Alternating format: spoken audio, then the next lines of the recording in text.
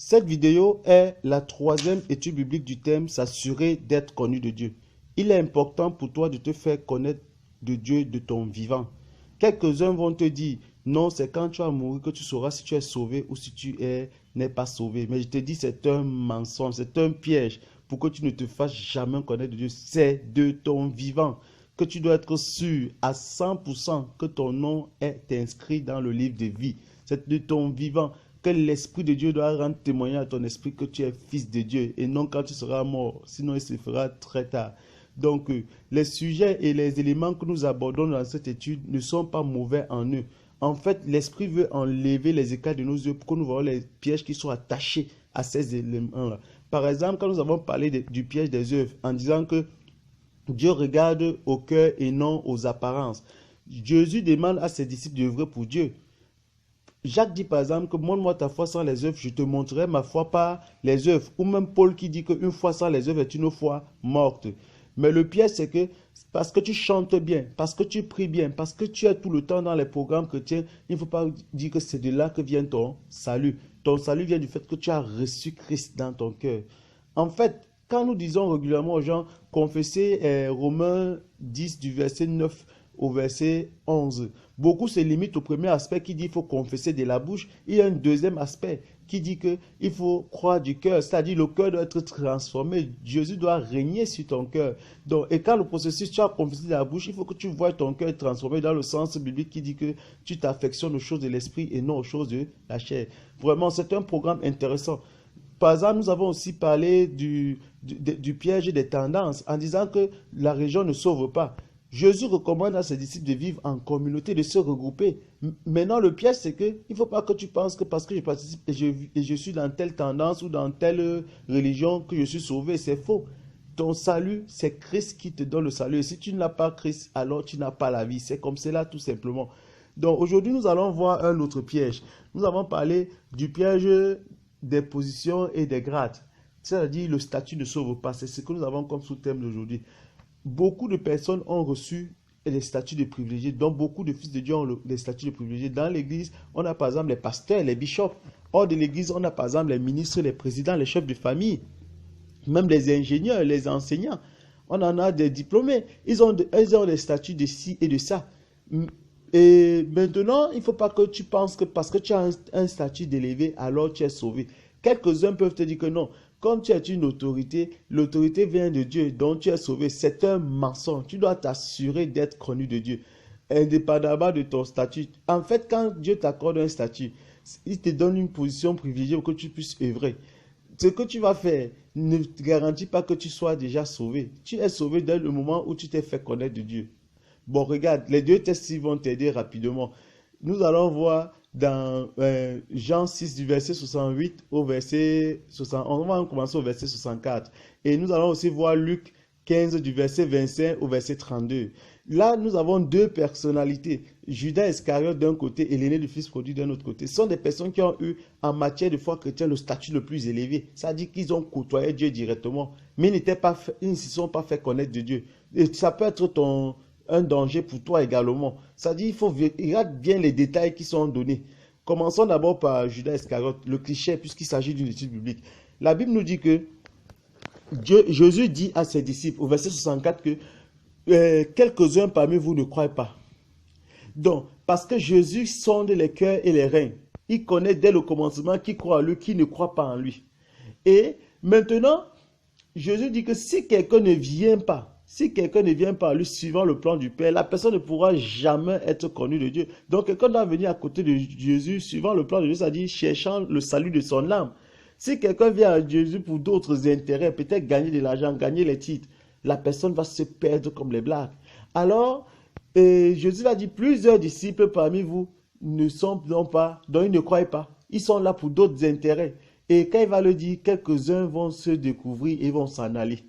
Et Jésus va donc demander aux 12 apôtres qui sont là et quelques autres que, mais vous ne partez pas également.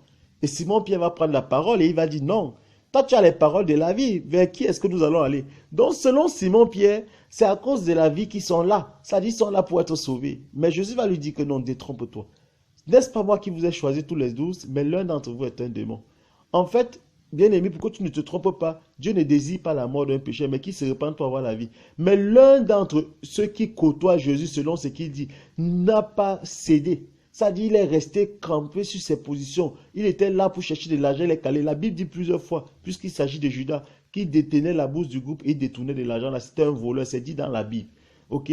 Donc, il était là pour d'autres intérêts autres que le salut de son âme. Et alors qu'il avait un statut de privilégié, voilà qu'il ne s'est pas fait connaître de Dieu. Et tu sais, la fin de Judas, on dit dans la Bible qu'il s'est suicidé. Toi, tu ne vas pas peut-être se suicider avec le fil, avec la corde. Mais sache que en venant auprès de Dieu pour d'autres intérêts, quel que soit ton statut, quelle que soit ton élévation sur la terre, sache que tu fonces droit vers le suicide spirituel parce que tu ne te feras pas connaître de Dieu. Il va te dire aussi, comme il a dit à plusieurs, que je ne vous ai jamais connu. Donc, il est important pour toi, pendant que tu es élevé, de te rassurer à 100% que tu es connu de Dieu. C'est pour ça que je t'ai dit, accroche-toi vraiment à ce programme. Il y a d'autres vidéos qui sont passées avant, tu peux aller les regarder. Donc, nous allons finir avec Judas Iscariote. Prenons l'autre cliché. Mais avant de terminer avec lui, disons quand même qu'il a œuvré pour Dieu. Hein. Ne pensez pas que parce que il a œuvré pour Dieu, peut-être n'était pas connu de Dieu. La Bible dit plusieurs fois qu'il y avait les missions d'évangélisation, les missions de 24, de 2 à 2, les missions de 70. Il était là. La Bible dit que Jésus baptisait avec ses disciples, Jésus a baptisé les gens. Il a prêché, beaucoup de gens ont le Christ grâce à lui. Et pourtant, lui-même, il n'était pas connu de Dieu. Donc, il faut t'assurer, si l'Esprit n'a pas confirmé à ton cœur que tu es enfant de Dieu, vraiment travaille à ton salut. Donc, nous allons aller sur l'aîné du fils prodigue. Dans l'histoire du fils prodigue, tout comme Jésus représente Dieu pour Judas, puisque Dieu s'est manifesté à nous ces jours-ci par Jésus, donc qui était son incarnation directe, la Bible est claire là-dessus. Dans l'histoire de l'aîné du fils prodigue, le Père représente également Dieu. Et pourtant, le fils prodigue côtoie Dieu, mais il ne se fait pas connaître de Dieu. Il ne connaît pas Dieu, parce que quand tu te fais connaître de Dieu, tu le connais. Alors, il sait. Parce que regarde, quand notre texte commence, on dit qu'il était au champ. Or, le fils aîné était au champ. Donc, il était parti servir au champ.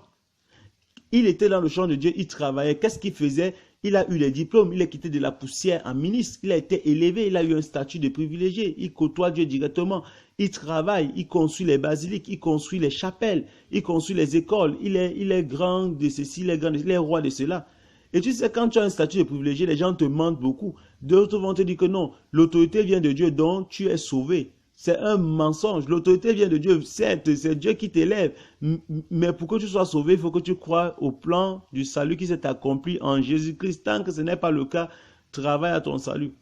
Alors, quand il rentre, il est surpris qu'il y a de la joie à la maison. Parce que quand il quittait, le père était chagriné. Ça fait des semaines que le père est sous le coup d'un AVC. On parle de Dieu, mais prenons avoir sa terre à terre. Son père est sous le coup d'un AVC, ça fait des semaines. Et il a travaillé longtemps dans le champ, mais il ne se rend pas compte que tout le temps, son père est toujours triste. Parce qu'il ne connaît pas Dieu, il ne sait pas faire connaître Dieu. Comment il va connaître Dieu? Alors, il demande à un serviteur, qu'est-ce qui se passe ici? Il dit, non, c'est ton frère qui est rentré et ça a donné la joie à ton père.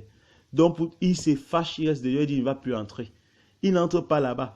Pourquoi il n'entre pas? Donc, il travaille pour que son père ne soit jamais heureux. Il ne veut pas participer à la joie de son père. Qu'est-ce qui se passe? Alors, son père sort et il vient dire, mais mon fils entre. Il dit, non, voici, j'ai travaillé pour toi. Depuis longtemps, je ne t'ai jamais trahi, mais toi, tu n'as pas organisé un festin pour moi et mes amis. Mais quand ton fils qui a gaspillé ton argent avec les prostituées là revient, alors tu organises un festin pour lui. Donc, tu vois comment il est aigri. Tu vois, il n'a pas la joie de son père. Il ne sait même pas, il ne connaît même pas vers où est-ce que son père centre son bonheur et sa joie. Il pense dans les travaux qu'il faisait là, alors qu'il devait plutôt se réjouir du fait que son frère soit ressuscité. Alors son père va faire comprendre à cet aîné que non, en fait, si c'est pour les biens, tous mes biens sont à toi. Mais ton frère là, il était comme moi, maintenant il est ressuscité. Donc, tu vois quelqu'un qui se fâche contre son frère parce qu'il a confessé Christ, parce qu'il s'est engagé à servir Dieu d'un cœur pur. Tout simplement parce qu'il se dit qu'il connaît quelques bribes, quelques brins de l'histoire de la personne. Il n'a pas une histoire toujours élogieuse. Mais ça, c'est quoi ça? Homme de Dieu, demande-toi de quelle influence tu as habité. Parce que pour Judas, on a dit qu'il est habité d'un démon. Tu ne dois pas combattre quelqu'un parce qu'il est venu dans la foi. Non, ça c'est parce qu'il s'engage à servir Dieu. Quel que soit son passé, quelle que soit son histoire. En fait, même s'il œuvrait même pour Dieu, Il devait plutôt courir, aller chercher son frère pour dire que mais depuis que tu es parti, papa peut mourir parce qu'il veut seulement être réconcilié avec toi, il veut que vous vivez encore en harmonie. Sinon, même qu'il travaillait au champ, s'il avait les intentions saines, il devait travailler pour que son frère voie que non, ce n'est pas parce que tu te loin de Dieu que tu auras le bonheur et la réussite. Tu peux travailler avec papa ici et être riche. Oui, de telle sorte que le jour où son frère devait rentrer, ça ne devait pas le chagriner, il devait plutôt être heureux que le père a utilisé l'a accordé un statut privilégié pour montrer à son frère que c'est possible d'être quelqu'un d'important même sur la terre. En fait, tu regardes, beaucoup de personnes sont dans les rues des prostituées, sont des bandits et des brigands, des corrompus, parce qu'ils pensent trouver leur bonheur loin du Père.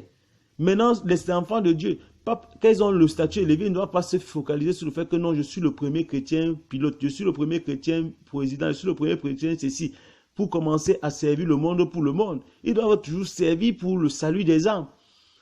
Donc, parce que ces gens-là, ils pensent avoir le bonheur. Et maintenant, les enfants, je dois leur montrer que non, même en Christ, on peut être heureux, on peut être prospère, on peut avoir le vrai bonheur. Parce qu'à côté de Dieu, notre vie a tout son sens. Ceux-là sont dans le monde parce qu'ils veulent le bonheur. Souvent, ils sont même obligés de se doper pour ne pas voir quelle misère ils sont devenus, pour ne pas voir quelle misère ils font.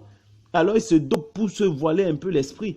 Mais toi, le serviteur de Dieu, tu restes là et tu es focalisé sur construire les basiliques, construire les ceci. Et quand quelqu'un, une ancienne prostituée se convertit, tu viens maintenant, tu commences à combattre la personne. Mais c'est triste. Alors, l'aîné ne connaissait pas, il ne s'était pas fait connaître de son père, il ne connaissait même pas la joie, ce qui ferait la joie de son père. Et son père va l'inviter à entrer dans sa joie, à se faire connaître de lui. Et il va entrer par là. J'espère pour lui que c'était de bon cœur qu'il est entré festoyer. Sinon, pour toi, il est important. Ne dis pas que non, je parle en tant que tel, je suis leader. Non, non, fais très attention. Il faut t'assurer d'être né de Dieu. Tu peux être dans le champ de Dieu, croyant servir Dieu, alors que tu ne fais rien qui réjouisse au cœur de Dieu. Que Dieu te bénisse. Pour la prochaine fois, lis la référence qui s'affiche là. Si tu ne t'es jamais fait connaître de Dieu, tu peux lire Romains 10, du verset 9 au verset 11. À la prochaine. Bye bye.